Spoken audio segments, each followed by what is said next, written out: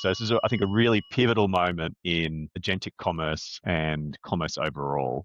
It's really as simple as this being another channel to sell and engage with consumers. There are checkout intricacies, there's fulfillment logic, there's trust that needs to be built through all these pieces. Hi everyone, I'm James Johnson, Enterprise Leader at Shopify. Today on Add to Cart, really excited to share all the ins and outs of getting ready for agentic commerce.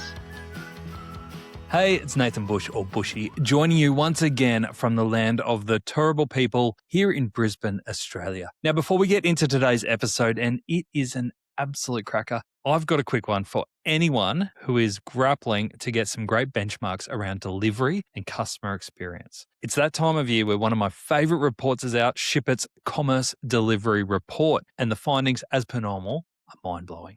Did you know that retailers offering fast delivery outperform their competitors by 4% over Black Friday? And that's just one interesting stat that's come from that report. Shipit's Commerce Delivery Report digs into exactly why speed now equals success and what it means looking ahead into 2026. It covers everything from automation and AI through to fulfillment, inventory, and operational decisions that actually move the needle for your business. If delivery is part of your growth equation, it is the report that you can't miss. You can check out the full report at shipit.com/CDR 2026. We'll put the link in the show notes. All right, let's get into today's episode.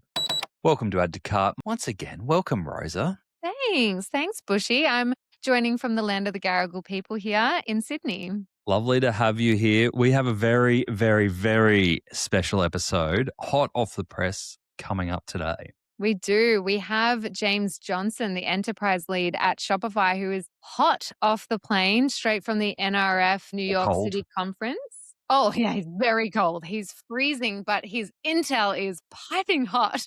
But yeah, he's joining us to talk all things agentic commerce. Lovely. So there was the big announcement over in NRF, in case you missed it, around the UCP protocol, which is a collaboration between Google and Shopify and involved some really significant retailers such as Walmart in creating, as James says it, one pipeline for agentic commerce for the future. I think it's going to be one of the most massive changes in e-commerce that we've seen in some time. So as soon as it happened, I put a call out to our friends at Shopify and I said, hey, can we get a little bit of a download on exactly what this thing is and how it will impact retailers, especially those in Australia? And we were lucky enough to get JJ on again. Yeah, and it was so good. Everything he talks about is just so easy. Like we come away with like simple to-do lists and it really does feel exciting again. Like I feel like e-commerce probably for the last 7 years has actually felt quite like stagnant. Like we talk about the same things. We're all trying to game the same channels, but it's like actually UCP, agentic commerce is like a whole new channel. So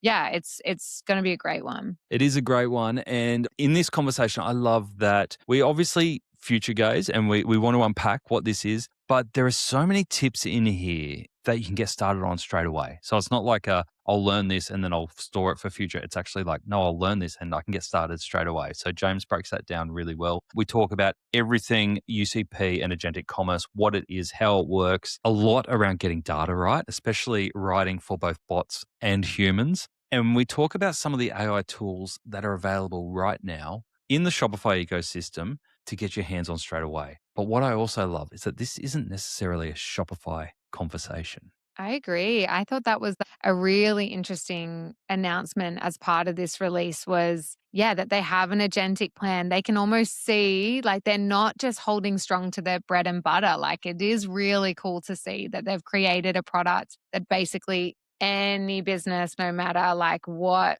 platform you're on, is that like, okay, cool, you're going to need to be connected to these conversations that are happening with AI. Like we've got the solution. Here's how you do it. So yeah. And we learn a lot about your data daddy in the meantime. I want a data daddy. If you want to hear about Rose's data daddy or you're interested in agentic commerce, make sure you stay for the rest of this episode. Here's James Johnson, Enterprise Lead for Shopify. James Johnson, welcome back to Add to Cart. What a delight. Great to be here. Thanks, Bushy. Hello, Rosa. Hi, thanks for having me back. And yeah, welcome, James. Thank you so much. Great to connect.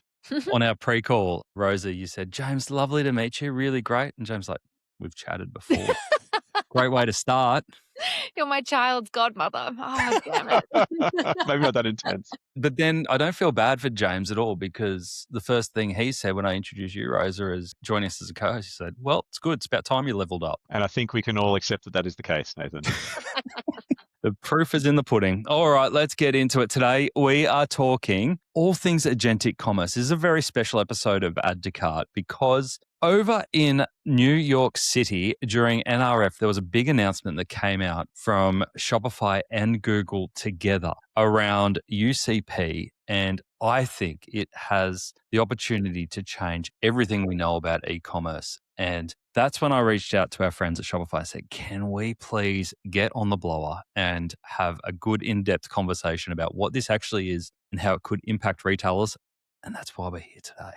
Are we ready to get nerdy? Let's do I'm it. so ready. Yeah, let's do All it. right, kick us off, JJ. For those who don't know anything about UCP and what UCP is, can you give us the background on where it's come from and what it is? Absolutely. UCP is the Universal Commerce Protocol. Great name. As you called out, was announced by Google CEO Sundar Pichai in his keynote address at NRF earlier this year. I had the great pleasure and great fortune of being in New York to be there at the time. And honestly, the energy and discussion that flowed from that was fantastic. So this is, I think, a really pivotal moment in agentic commerce and commerce overall. To your very specific question, what is UCP?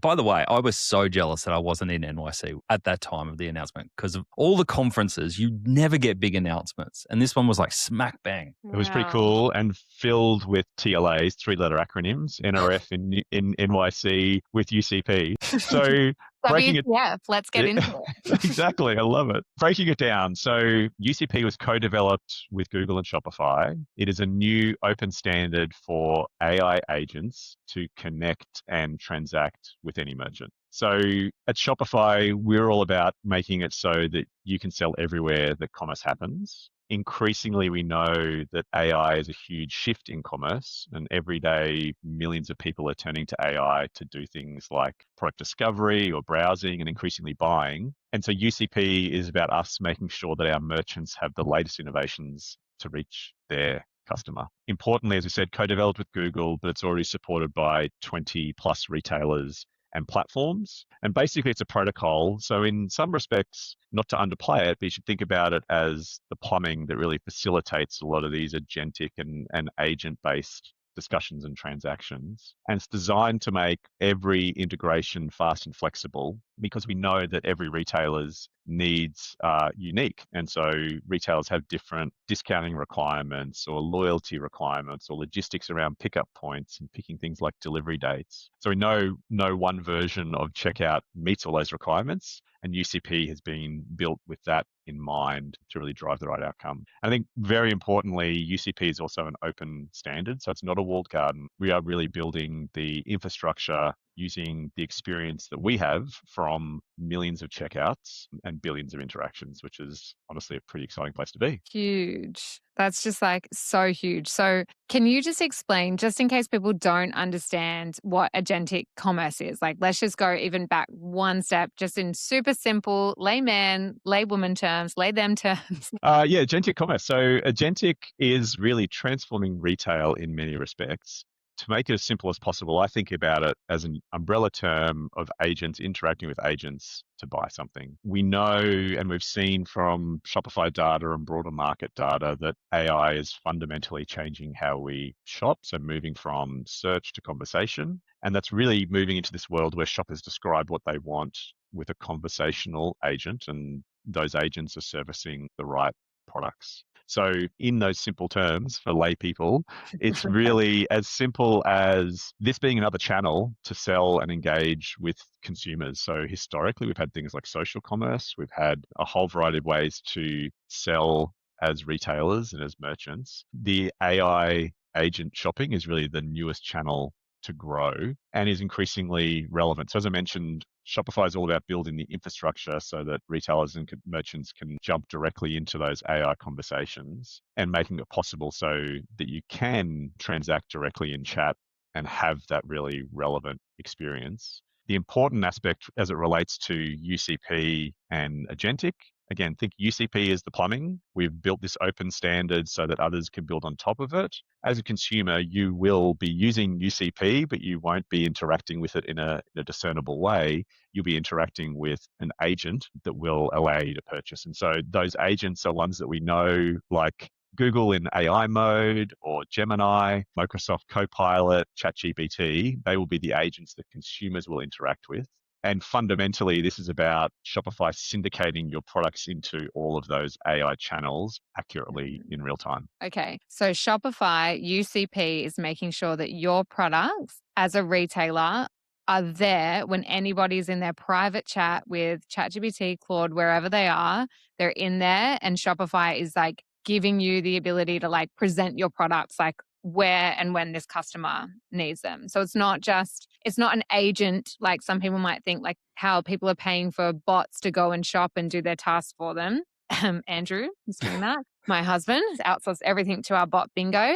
It's actually just everyday people shopping but on like a floating product, a floating catalog that now no longer just exists on your website, right? Correct. And I think the important aspect there is that merchants and retailers are in control. So you're choosing where you sell, you're choosing where you show up in those AI channels from a checkout perspective. You remain that merchant of record. So you still have views over customer data, you still have responsibilities to ship the right product to the right customer. The easiest way to think about it is this is a new channel to grow, or to think more broadly from a distribution perspective. And do you think UCP is about getting ahead of the game? Because obviously AI is evolving so quickly, right? And we're still learning around even advertising, what's going to be possible in different channels, like where can you place your ads, what will the ads look like?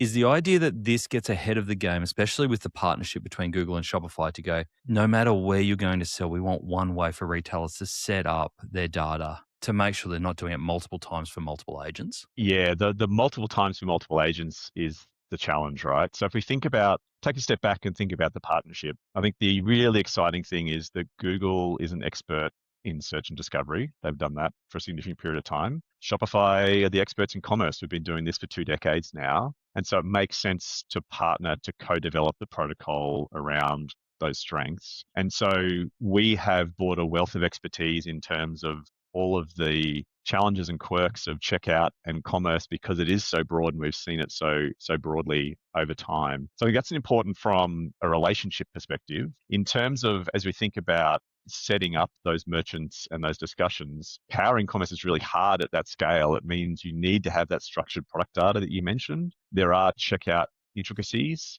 There's fulfillment logic, there's trust that needs to be built through all these pieces. So one, that's a particular reason why we partner with Google around this. And part of the power of Shopify, particularly as it relates to having that information once from a product catalog and then sharing it to the right places, is a benefit for retailers and merchants, because the other way is you're building your own custom integration with all of these platforms. And just thinking purely from the innovation and the scale perspective, we have thousands of engineers that wake up every day and build for commerce. From a retailer perspective, that's a challenge to then go, I now want to move on to whatever the next tool is from an AI perspective.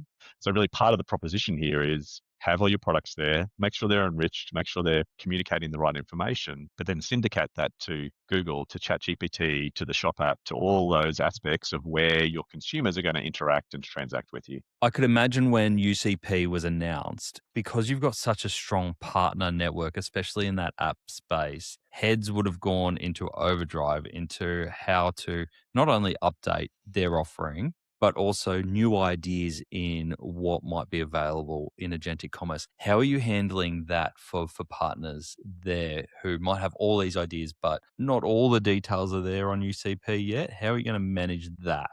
Yeah, well, the UCP as a protocol is standardized and published, so it's available. People can tap into it. Anyone can go and look at that in terms of the schema and the tech specs. That's one. what really excited me was we had a partner that literally the day of actually produced a landing page about agentic readiness. And this talks to your point, Rosa, about I've got all these things to do. Is my site ready? Am I going to be found? Am I going to be discovered in the right way? And so they actually did some work to say, is your product information structured in the right way? Are you UCP ready effectively? And so one, that it was interesting in terms of, okay, it's an interesting service offering to help merchants do the things we spoke about to get ready. And then two, the speed they're able to do that is pretty phenomenal as well. So I think that's the real exciting piece here, to figure out, well, how do we think about different services to help merchants and retailers in this context? And this will also unlock, new ways of shopping, which the partner community are amazing at building. So I think that's where it gets really exciting. It's gold rush time. Rosa, I know that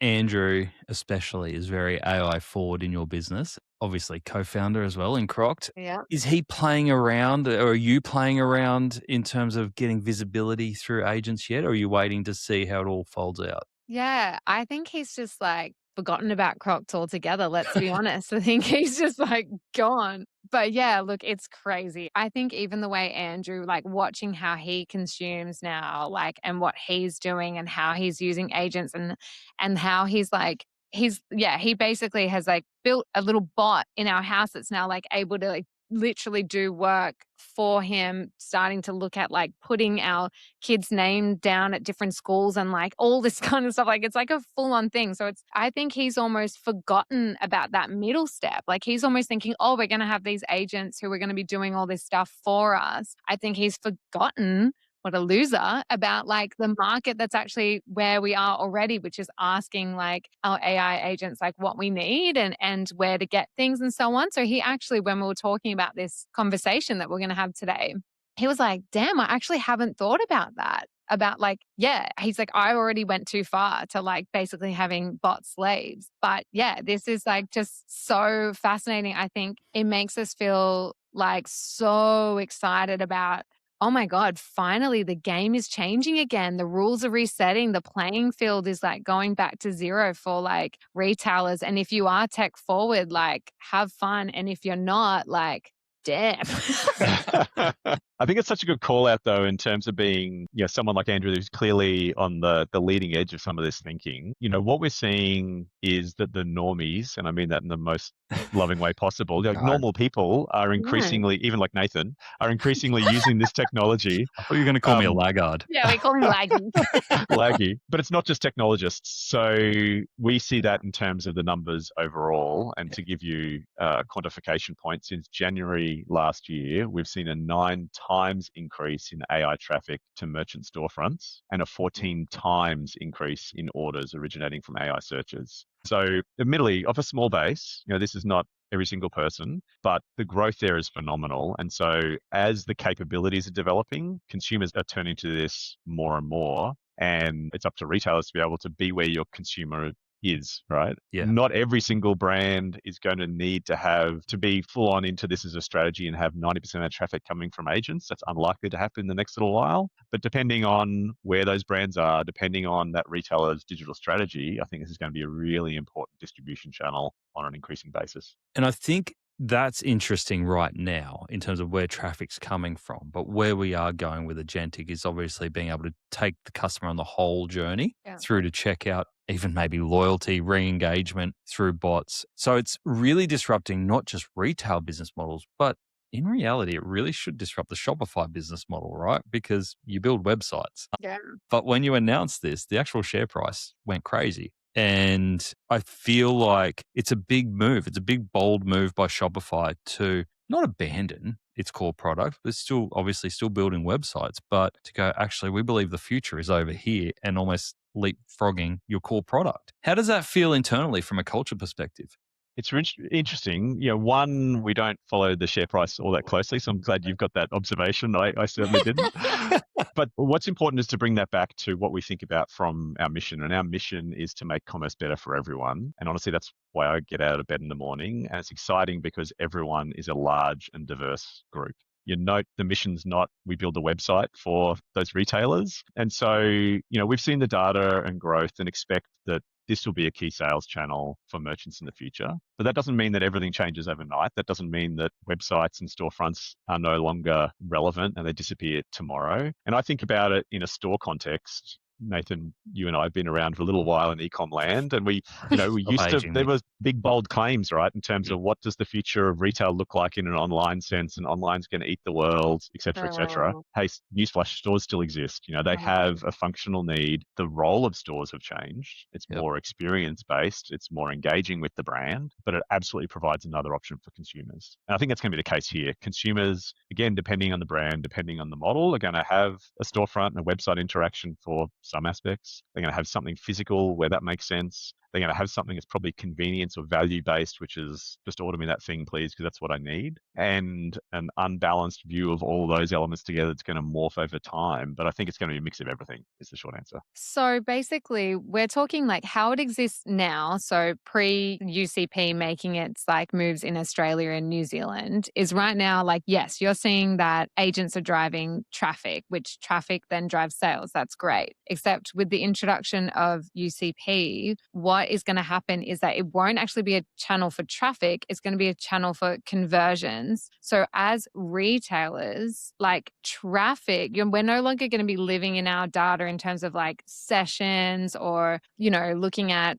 our like conversion rate. Like, do you foresee how are we going to be able to measure like our positioning or if our product is hitting, like what do you see as the future there? Like where are these like metrics going to shift to and what should we start to like care about? Such a great question, and I do not profess to know the answer to it. I think what we can see is absolutely those data points that I mentioned, where we're seeing growth overall in terms of transactions, but also searches and discovery. And that'll still be relevant, right? Not everyone is going to complete a transaction in the context of an agentic storefront. They may do research and then complete a purchase in store or complete a purchase in an online channel as well. So I think that'll still be important. And so all those data points you mentioned will still be relevant from that digital context, but now we'll have additional data points in terms of what's happening from a discovery in these agents and how do I get visibility around that. Honestly, that's a question for all the builders of those agents because that's their data, that's their insight in terms of how things are getting ranked and prioritized and what you see. But I think it means we'll have more metrics around that and new metrics around that in terms of discovery and then conversion across channels. So will the retailer still own their customer? Like, will I get that customer's details or does that stay with the agent? No, it's absolutely a very, very important point. And so from a merchant, you are still the merchant of record. You still have your customer information. They are still completing a transaction. You'll still see that in your admin from a Shopify perspective, in the same way that you have multiple sales channels now in a Shopify admin and you see all the orders come through in your admin. So really important that that is the case. You might not have the answer to this yet, but obviously Shopify do such a great job at a seamless transaction with the checkout. Obviously, a lot of effort gone into that side of the experience. Is there anything in place from a security and protection of that experience once you start handing it over to bots? Like, obviously, we're comfortable with OpenAI to a certain extent. Gemini, we go, kind of know what you're getting. But this could go in any direction. How do we know that we're not going to be opening up our checkout to crazy bots that are specializing in some serious business? Yeah, so I think that's a great question. And again, part of why UCP exists. So a key input to that from our perspective was the 2 decades of experience we have in terms of looking at how complex commerce is. And so the inputs to that are billions of transactions, millions of merchants. And so if you think about that is things like payment options and rules that make my head hurt or differ based on the properties of cart and buyer and market. That's things like discounts and discount rules and stacking and combinations that are super complex. That's really complex fulfillment options with lots of permutations. That's things like loyalty that we mentioned before. And I think importantly, that complexity is not a bug. It's the emergent property of diverse retail. And that's what we should be celebrating. All these retailers have different needs and expectations, as do their consumers. And so part of us designing the integration and designing UCP was to account for those individual retailers' needs. And so if you have a loyalty thing or a pickup point or picking a delivery date or a unique discount quirk that doesn't fit into a standardized checkout, historically, too bad. We'd have a simplified checkout and that's it. But now with UCP and others, there's what we call an escape hatch. But basically, you can have the technical This sounds thing. I fun. like the I escape know. hatch. Can I have one of them? Sure, you can have an escape hatch, but it's technically called the embedded checkout protocol, which is probably Nah, slightly more escape hatch formal. is better.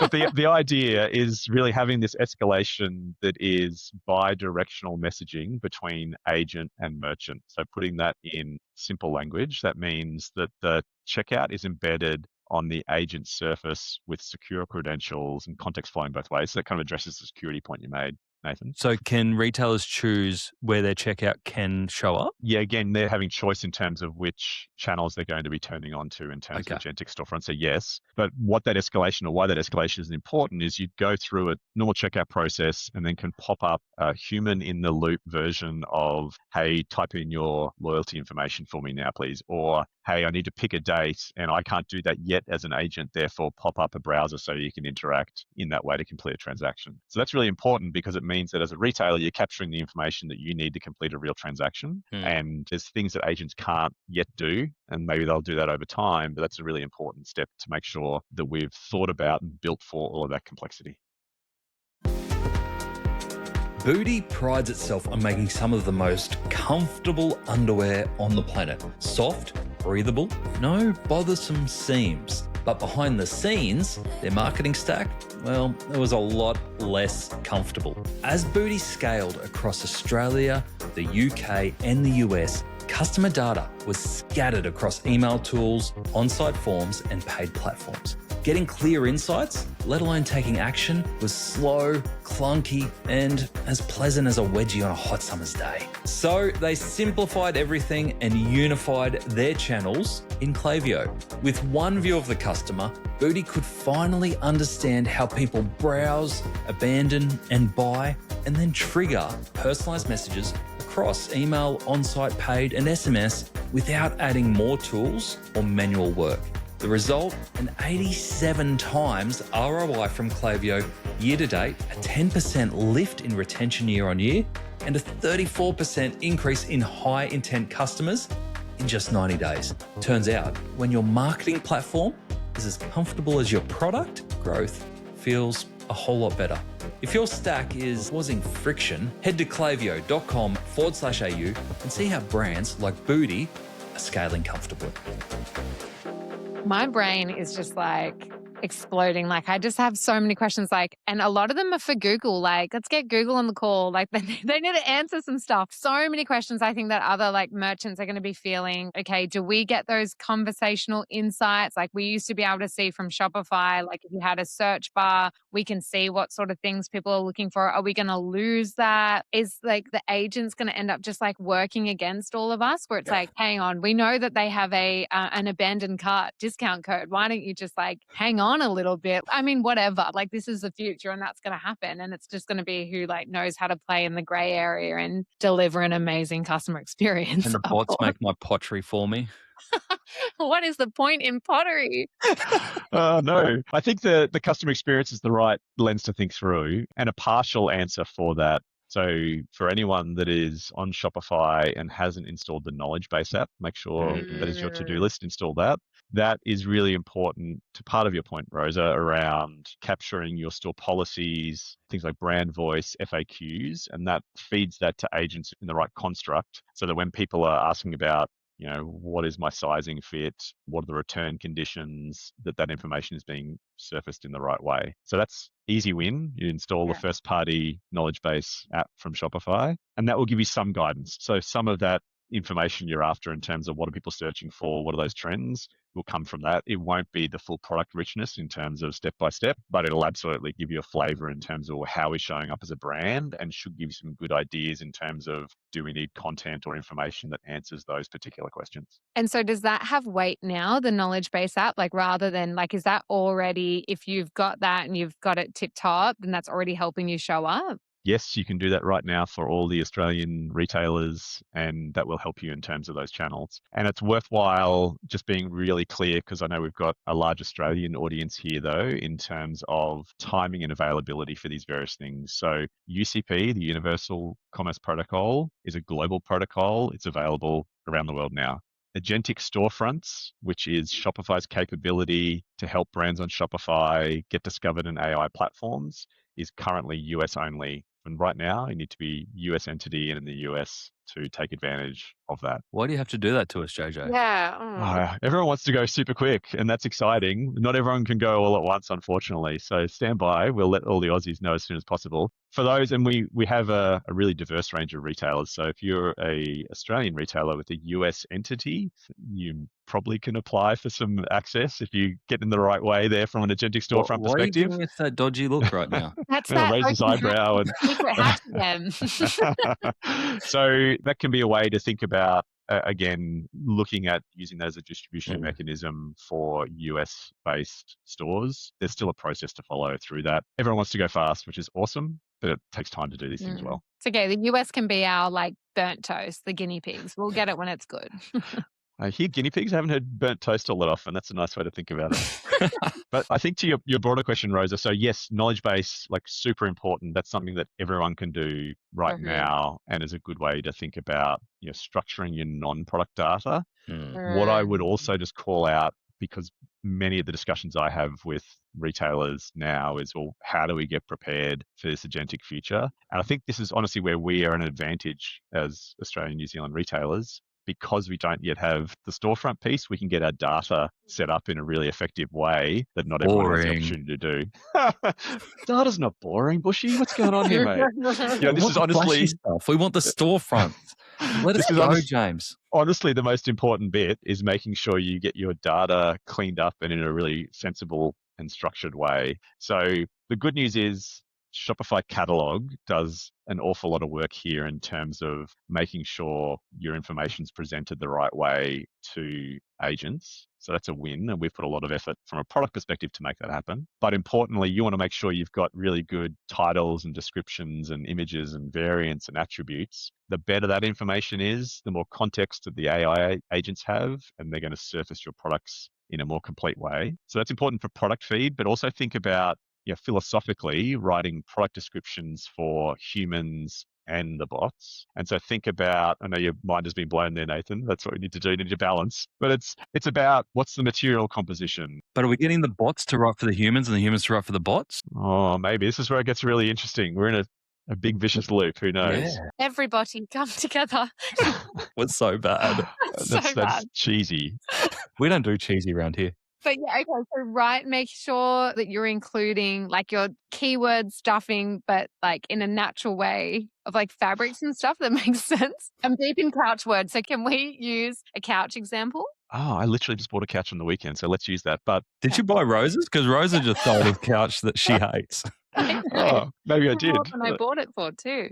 Winning. So I think back to the how do we get ready? Yep. It's about having product descriptions that make sense for humans, because by doing that, they will make sense for bots. And so to your point, material composition, like use case or usage scenarios, sizing and fit guidance, care instructions, why this product is great or what makes it different. All of that context is super important because people are asking these things in natural language. If you don't have that information, if it's just 3-seater blue couch, where's your differentiation? So if you're designing and building that now in terms of your content and your data structure, you're going to be in a much better place going forward. Coming back to your couch point, so this is a normie, or maybe I'm not a normie. I'm probably not a normie. Literally, the Johnsons need a new couch. So I went couch shopping on the weekend, and it was uploading a photo and then having context around it. So I wasn't searching for the 3-seater blue couch. It was, here's a photo of my lounge room. I have 3 boys and they're likely to destroy this thing. So please make sure it's robust. Looking for some random mustard color. So let's give that a go and give me some feedback. And so got some product recommendations off the back of that, which is more tailored to me and my use case to the point. And when you talk about writing descriptions for the bots and writing descriptions for the humans, in practical terms, are we putting them, we're not creating different product groups or anything like that. It's all under the one product description, but having both sets of consumers, for lack of a better word, or end users in mind when we're writing it? So we're incorporating both in the same item description, for example. Yeah, so again, back in the days, we would do interesting things from an SEO perspective, and you might have hidden SEO texts and you'd keyword stuff and do all those things. Yeah. And so that's not what we're talking about here. What we're talking about is using all the data structure that exists in your platform or in Shopify with, titles, descriptions, all the product data. And as part of that, making sure that you're actually answering human questions and challenges as part of that description. So that's what I mean by, the fit guidance, the use cases. Why is this product different or better from something else? Having that as part of your product description is what you need to do to make sure that that sort of information is being communicated. The other quick tip, just for Shopify folks, is just not for anyone else. Everyone else, close your ears. This is a very specific setup for your products in Shopify. Okay. What you can now do is you can have a draft or an unlisted product in your product catalog in Shopify. And so that if it's draft or unlisted, it's not going to AI. Okay. When would you use that? Yeah, hang on. That makes sense. If it's not listed, it shouldn't go anywhere. Thanks, Shopify. Correct. Well, it's a new thing that we've just added. So there used to be some other workarounds to kind of make sure that those products don't show up. This is an easier way now where you can unlist things easily to say, okay, I don't want this to show up in a particular channel. And so you can now have that flexibility. Okay, right. That makes sense. So it used to be the whole follow, unfollow links and all of that sort of stuff. Yeah. Okay. Trying to make it easy. Love that. Thanks, Shopify. Rose is stuck in 2004, but that's okay. When did we talk about the power of backlinks? JJ, in your conversations with retailers, are you finding any tools or ways that they're unearthing new queries around what their products might be? So when you talk about writing descriptions or benefits or even FAQs, is there anything that you've come across in your travels that are giving people real insights? In terms of them adding to their product catalog or thinking about new things to sell? Thinking about different ways customers are going to be searching for products and talking about products, because obviously the 2 to 3 term search term is dying as we write essays to our GPTs to find our, what is it, our camel-coloured couch. Mustard, thanks, Bushy. Mustard, sorry. Colourblind, it's a disability. Thank you. Leave it there. Same thing for me. Doesn't make any difference. But I will appreciate your couch when I see it, I'm sure, JJ. But obviously, the terms that people are searching for are so different, and the way that we're talking about what we're searching for is different. Is there any tools out there that you can find? Obviously, we'd normally go to a SEMrush or something like that, but is there something better? Great question that I don't have an awesome answer for. Other than the existing tools will give you a good guidance. Those use cases, though, are really important. And again, you can see some of that from knowledge base. Again, that's more about the process rather than the product, but we'll give you an idea of the random things that people are searching for because they are so broad. So I think knowing those use cases is really key. I'm just talking to a few retailers last week, particularly around how they were using their reviews information. So these are obviously people that have purchased, but using a lot of their keywords, a lot of their language, and getting a lot of the sentiment from that to then figure out, well, how do we capture the goodness from those real customer testimonies and use cases, and then put that into product information as well. Okay. One of the most interesting things that I saw was the Agentic plan. So I know that, we talked about if you're a Shopify customer or something. But this is really interesting, I think, around giving retailers who aren't on Shopify, maybe not even thinking about ever going to Shopify, the ability to be on the action. How does that work? Yeah, so the Agentic plan's new, again, US only for now. So, ooh. Well, can you stop the convo about it now? No, easy. But the idea behind it is if you are not a Shopify business yet, then you can use the Agentic plan to add your products, to syndicate them to every AI platform and through the Shop app in the same way that we do for Agentic storefront integration. So again, if you are a Shopify customer, you can use the Agentic storefront integration to say, put this into Google or ChatGPT or Copilot. With Agentic plan, that'll mean if you're not yet a Shopify customer, you can absolutely do that in the same way. So the idea is take your products, put them in the catalog, syndicate where you choose to syndicate. And then also we use a lot of the Shopify smarts about structuring and enriching that product information that we just spoke about so that as your shoppers ask, your products appear and they can buy it in chat. That's pretty cool. I don't envy anyone trying to clean up Magento data, but good luck to them. Yeah, exactly. We can help. Wow. So it's like, is there a race then? Like, is there a race between, say, like Shopify and Amazon? Like, is this like, I think we're talking about this offline as well, like who's going to get there first? Because once your data is all in one place, you're going to keep it all in one place. I think even to just rewind a little bit, we even now have a totally different sync of our catalog with Google so that we can do all of that and like punch in for our Google shopping and our PMAX. Like, all like the different search terms that everyone's looking for. And I hate it. It's so annoying. And then we've got a different one on Meta as well. So like this idea of there being like one beautiful agentic like place where everything is huge. But like, are we going to end up with like, we have like agentic, we're also going to end up with like Rufus or whatever Amazon's like dorky name is. Like, what's it going to be? Like, is there a race or not? I think, part of UCP, so part of the idea there, again, is it's open, it's standardized, and so it gives us a really good baseline to have that level of connectivity. So what we're solving for merchants and retailers is to make it so that it's as easy as possible for them to be able to have their product information in one place, turn it on, and be in control of where their products are going to show up. So that's what we're working towards. I can comment on that. I can't comment more broadly, but I think again, I'd come back to the fundamental point that this will be an important sales channel for many businesses, but there's still commerce in other places. There's still commerce that's happening in stores. There's still commerce that's happening online. That is not going to disappear tomorrow. And so this should be an and strategy from my perspective. It should be absolutely, let's get our data in the right way so that we can distribute to these new channels and appear where our consumers are spending time. But also, what are we doing in store? What are we doing online? How are we tweaking those experiences for those consumers? Can I ask then? So my brain is going this like full, when we started this conversation, I'm like, death of the storefront, it's going to disappear. It's not going to be relevant anymore. Like, stop putting money into it. And now I'm like, whoa, it's probably going to just like completely change. And like we're seeing with all of these different like Substack and long form content, maybe it's going to be like the return of the blog. And then it's going to be like advertorial is how we're going to shop. Are you going to start a Tumblr account now? I'm ready. I'm getting off a podcast. This is dead. Yeah. Is that like, does Shopify have, or are you privy to any of these like predictions of like, if this isn't the death of the storefront, as in the e-commerce storefront, where do you feel like it's going to go? Like, what's going to matter to a consumer if it's not about just having this like well-organized, filterable catalog site anymore? Because if we can have that in a conversation, what does the future website look like? Yeah, I think fundamentally, I see this as an additional channel. So agentic commerce is an additional channel. It is not a replacement for everything else. Yet. Yes, correct. And maybe it will change over time, but I think the important thing is it's going to differ by brand and by retailer. And so our goal is to help merchants to show up wherever their customers are shopping, whether that's online, in-store, social, or now AI conversations. And again, we work with millions of merchants and they typically have different mixes of those channels that depends on their strategy. So for some,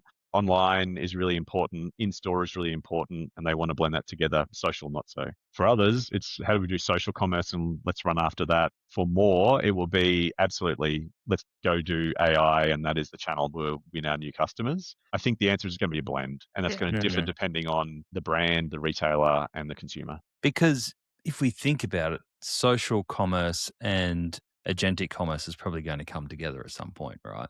I think in some way, shape, or form. The way I think about this specifically, and I was reflecting on this earlier today, it reminds me of the Mark Twain quote. Yeah, reports of my death have been greatly exaggerated. And I think it's probably very similar in terms of storefronts, right? And he's alive and kicking today, isn't he? He is, yeah. He's doing really well.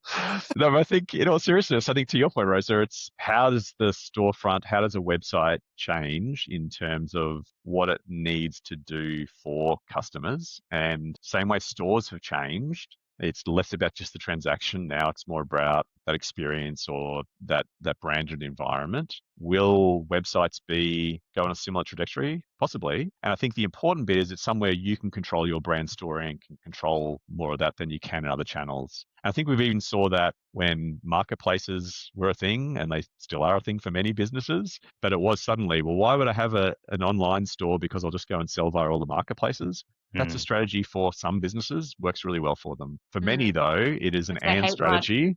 Yeah, or maybe, but it's an and strategy, right? So it's yes, I want to have a controlled experience for my consumers and in the elements that I can control of what that looks like. And I think that'll be an important play.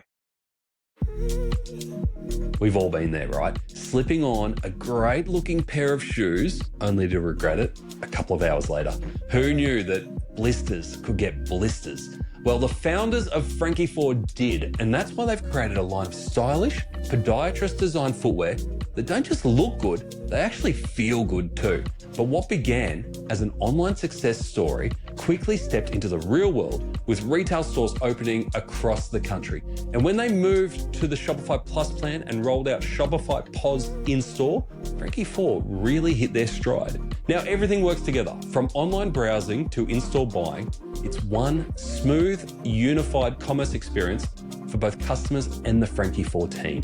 And with the Shopify App Store, they're able to test new features quickly to see what works. It's paying off too, with a 170% increase in site visits, a 25% drop in return rates, and more happy feet than ever. Streamlined, stable, seriously stylish. That's Frankie 4 on Shopify. To read more success stories like this, search Shopify case studies online.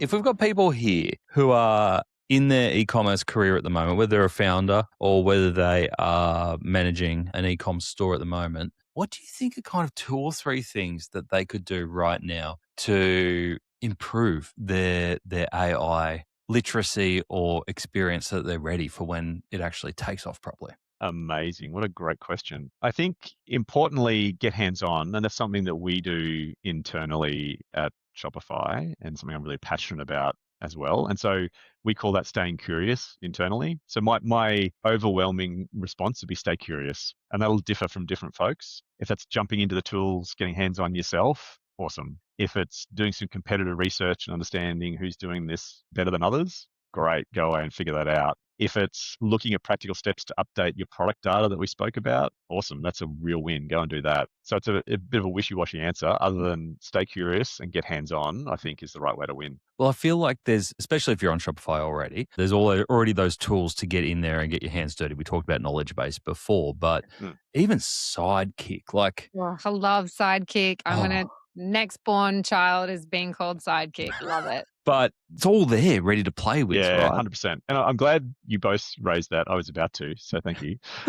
We've spoken a lot about agentic commerce and as a new distribution option, right? And so that's super powerful. But I think about this in 2 lenses. So number one being, how do I enhance the customer experience? And we've spoken a lot about agentic commerce in that context. So how do you show the right product to the right person at the right time? And so search and discovery is key. But the second bit that honestly everyone that's listening today can take advantage of is, how do I be more intelligent with my commerce operations? And so how do I make my team's life better and make them more productive and so they can get more done? And so I think Sidekick is a really great unlock there. And for those that aren't familiar with it, Sidekick knows your store because it's got your store context. It's plugged directly into Shopify's back end. It's powered by a really advanced commerce language model, and you can ask it questions around data, insights, creating customer segments, creating content, discounts, does things independently. I'd love to understand how you're using it, Rosa, but before that, to give a bit of context, so we now have 100 million conversations, or there's been more than 100 million conversations with Sidekick, to give you an idea of the scale and the insights that Sidekick's kind of dealing with. And about 1 in 10 of our larger customers are using Sidekick every week. Yeah. So to me, that's great, but it means there's even more That's not opportunity much. That's as less folks than are what I using thought. more. I'm using it on the daily. There we go. It's what we like to see. And ultimately, it's about how do we get people having more experiments, getting to faster campaigns and faster insights and faster decisions. And also never having to do a new theme ever again. Because it's all there with Sidekick. Absolutely. I think Sidekick's been one of the biggest game changers, and equal parts. I'm like, oh, how incredible. This has unlocked so much opportunity, like you said, to just test and scale so much faster. And then equal parts annoyed at everybody starting, at all our competitors starting today, that they just don't have to spend the money, the wasted money on all this crap. But anyway, we love it. I think I would agree with you. If you're not already using Sidekick, then don't even think about hiring a data daddy for your product suite with Don't hire a UCP. data daddy for your baby sidekick. Maybe don't hire a data daddy, period, and then we move Look on. at that. JJ did say that this podcast has gone to a new level with you, Rosa. I'm just not sure whether it's up or down. Yeah, I think it's down sideways. So how else are you using Sidekick, Rose? I'd love to understand. So you're using it for sort of content production and building some front end? Yeah, exactly. Yeah. So just straight up getting it to code and I'm just like brain dumping into it, which I love. I don't even have to, like, Bushy got me onto Whisper, so I don't even type anymore. I just like talk to Sidekick and then it is like producing what I want. But then in Black Friday, how I found it super useful was we ran a massive gift card campaign this year, which we've never done before. And gift cards can be really confusing showing up in your reporting and your sales. So it was just like even as simple as just like asking Sidekick to like give me a breakdown of what I actually cared about every day in Black Friday, including like what is this including gift cards, what's it not including gift cards, like what products specifically, and just like all of that sort of stuff I love because Sidekick kind of came out right. Well, maybe I'm the laggy, am I the laggard, but it sort of came out after the new reporting dashboards, which I know Andrew loved and that really appealed to him, but I'm not so much as like a graphs person. So I love that there's this like qualitative little sidekick. It reminds me of the clip art, the pin that used to like pop up on your Clippy? I don't know if we yeah. can compare Sidekick to Clippy, but What I'll an take that. insult. Clippy was the OG sidekick. But yeah, that's how I use it mostly. It's just like I don't want to read a report. I don't want to look at a graph. I just want to talk to sidekick forever. Amazing. And we're hearing that more and more, particularly around the data insights, right? So I just want to answer this thing and then to action. So, hey, I learnt a thing. Help me build a customer segment around it. Or what should I do next? That's where the I didn't real even think is. of that. I didn't even think of that. I'm going to do that. There you go. Amazing. JJ, I'm keen to push the boundaries with you here. UCP was developed with Walmart and some other like really leading retailers who, you know, I love what Walmart are doing. I read about them every week. They're releasing something every week. I think them and Target actually are doing some really cool stuff. What did you hear in the States around some of the ideas of how big retailers are going to push this further in their vision for what this could turn into? Lots of interesting discussions just overall were around many discussions we're having here, which is what does it mean? What do we do with it? How can I be at the front edge of these innovations? And so not for the brand specifically that you mentioned, but overall, there's still, are we trying to be a leader or are we trying to be a fast follower? And how do we think culturally about these pieces? And that's an interesting, non-tech, non-solution frame to actually think about strategically, how do we want to adopt and adapt to these pieces? All the examples you called out there, I think, are great retailers and have really unique use cases, which leads back to the point that I made before that none of these checkouts are simple. And so that's why UCP exists, because you need that flexibility because they keep adding on to their commerce operations and consumer-facing propositions. Well, differentiation will never be more important, right? 100%. And so that's why it's important to have something that is scalable and flexible and all those sort of things. And you need to be able to move at the speed of your customer and what they expect. Yeah. Are you thinking, did you see any demonstrations over in NRF, even if it's got nothing to do with UCP, around different surfaces, different environments, different ways of shopping that we haven't even kind of talked about or thought about? Unsurprisingly, Agentic and AI was a hot topic. And so I think if I looked at all the booths, which I did a big booth walk, I think I did 25,000 steps in a day, checking everything out. Everyone had a sprinkling of AI and a sprinkling of Agentic. I heard it would take only 25,000 steps to get around the Shopify booth alone. Probably very fair. We had quite a few people hanging out with us. So there's definitely a lot of discussion around that. What I would do is come back to those two lenses that I mentioned. Is this going to improve my customer experience? Or is it going to make my team's life easier and can I do something else? And so I look at many of those innovations quite critically to say, okay, is this kind of real or does it have a real use case or is it an amazing piece of tech not actually solving a problem? So all that to say that I saw plenty of stuff that probably didn't clear those two hurdles and went like, oh, okay, that's interesting, but is it going to solve a real problem?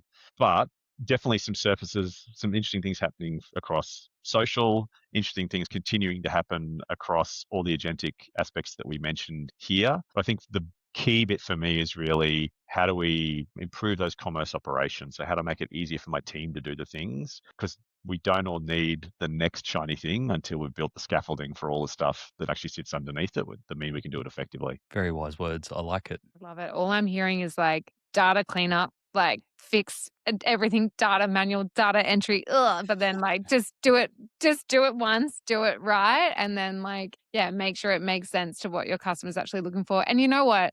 It is really cool because we went from like a bit of a website like blindness. I don't have a better term for it, but we stopped even looking at our descriptions for ages because we were like, our customers, they're not looking, they're not scrolling, they're not diving in. So then we just started like literally giving up and like not updating our descriptions. And like we added like a huge conversion uplift for us when we added annotations on the actual image itself. But it is interesting now to know that, okay, the way people are shopping is shifting. Like you can't just ignore your product descriptions anymore. Like you can't ignore the specifications. Like we need to build for both. Like how do we make thumb stopping, scroll stopping content, but then also how are you making sure that you're going to show up when the agents are crawling? No, it's a great time to be in e-commerce because you got to create double the content. It's fantastic. JJ, next 12 months. So if you're a retailer right now planning out 12 months, I love your point around there is absolutely a decision to be made around you can sit and do nothing and you can observe for 12 months. That's an option. Or you can go and be an Andrew and try and get ahead of the ball and try and skip everything. Or you can kind of follow along with what the roadmap is. Where do you see most retailers playing in the next 12 months? I think there'll be an element of experimentation. As we kind of called out, you should have a business strategy first. And part of your business strategy should be what is our digital or our agentic or our go-to-market strategy, which will help inform all the stuff we've spoken about. So if you don't have a business strategy, you've got a bigger issue, honestly, than do I turn on this agentic commerce thing or not? And so I think having that and having clarity about where your consumers are and where they're going to be is really important, one. But I would absolutely be figuring out how I can experiment easily in this space to see what people are really doing. How can I be nimble enough and build capability in my team to go out and do these things? And importantly, how can I get my data and my product information structured in the right way that puts me in the best position to be successful here? Great. Sounds simple. Let's go do it. Let's go do it. So good. Thanks so much for your time, James. Or can I call you JJ? Are we JJ basis now? Go on, let's do it, Rosa. Depends if you remember if you've spoken to him next time we meet. I remember. Yeah, I remember. No, but seriously, thank you so much for your time. I think this has been such an exciting conversation and honestly, not a scary conversation for people to listen to because it does feel like you're kind of sharing what you know in real time with us. So I don't think any retailer should listen to this and feel behind. Like if anything, if they're listening to this conversation, then they're right where they need to be. And for me personally, I've written down so many things I need to focus on. And yeah, I just think, thanks so much for bringing us on the journey. And yeah, how good is Shopify? Haven't you one of our sponsors as well? That's crazy. I love it. JJ, you're a legend as always. Can never think of a better person to have on the show and I always love our chat. So thank you for joining us on Add to Cart. Thank you both. Appreciate the opportunity. So what a fun conversation. That was so good. I feel like we could just like have a whole nother hour just debriefing on that. But can you imagine when we listen back to that in like 10 years time? Oh my God. Yeah, I know. And we're going to be like, gosh, can't believe datadaddy.com became a big business all thanks to that. Can't believe you've got a kid called Sidekick. All grown up now. But yeah, I'm so keen to hear your brain was ticking during that as well. Like, where did it go? What did you think? Wild. I only caught up with JJ in December before he went over to NRF, and I had no idea any of this was on the cards. And I just find it fascinating how fast everything's moving at the moment, for one. And two, just that partnership, like Google and Shopify coming together to announce this together. I don't think you can underplay how big that is in terms of the market share they've got. And I'm a huge Google fan at the moment. I will put my hand up in that for a while there. Probably 12 months ago, I was like, oh, they are falling well behind in AI, and I'm worried that they won't. But what they've released in the last 12 months is phenomenal. So to see both of them coming together and agreeing on what this protocol is so significant. And I think also the people that aren't involved, Amazon, TikTok, raises even more questions around how this is going to work. Totally. I feel like it would be so interesting to be a fly on the wall at Amazon right now and just see like, okay, we're not hearing from them because they're doing something else completely different, or are they hanging out with Bing? Well, we've come from this like time. It was only 12 months ago. We were so worried about all these walled gardens. If you think about what was happening with cookies and everything around Apple putting up their walled gardens, Google doing that, Meta, and we're like, oh, this is going to become hard because no one wants to play with each other. Yeah, no one's talking to each other. Totally. And all of a sudden they're like, actually, here's the protocol. Everyone come join in. Yeah. And it makes sense, right? Like it feels cool to hear James talk about like, yeah, we're kind of just staying in our lane. Like we know commerce better than anybody. Google knows search and like customer inquiry better than anyone. And obviously they've built a huge, like incredible Google AI and Gemini and Nano Banana, which I live on now. But it just feels really cool rather than everybody racing to be the answer to everybody. It's like, okay, the big guys are actually coming together. And then that's where us like retailers and customers are going to actually see some massive innovation. Absolutely. And you mentioned Rosa at the end of that. I'm really interested from a retailer's perspective. You said you had a long list of notes and actions that you were taking away from it. What was the standout for you? Yeah, I feel like a lot of this we kind of joked about, oh, it's in the US first, it's not here yet. And then it was a big moment when he said, well, knowledge base is here. Like, have you downloaded it? Have you installed it? I'm like, actually, no, I haven't. And I feel like for me, that's my immediate, get out of this, going to download knowledge base. So I feel like that's my immediate action. But also just, I think it allows you to start being imaginative about your customer, and everyone always knows word of mouth is so important, but that's happening in these conversations. Like people are so intimately connected with their AI agents now. So I think thinking about your product descriptions and detail and FAQs is going to be massive. So like you would ask your friend, yeah, okay, but how is Mecca different to Sephora? But you're not going to go on Mecca's website and ask that or expect to see that in an FAQ. But it's really interesting to think that actually you can still feed that data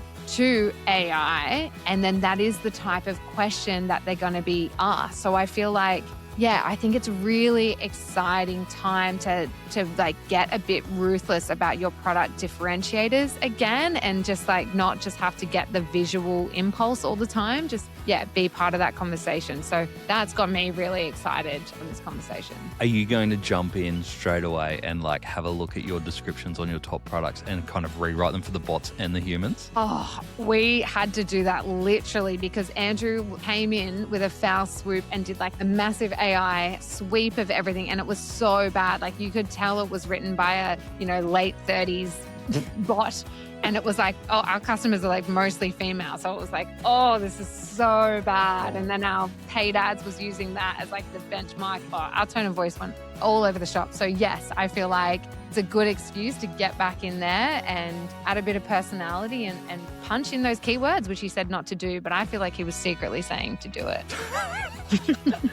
All right, keywords and backlinks. It's the future of e-commerce. But I think that's the thing too, isn't it? It's JJ made a really strong point around how important it is to have strategy, because yes, you could have a long list of things that you want to do. You've actually got to be focused in what you can do and what you choose to do, because there are going to be so many AI things that you can do.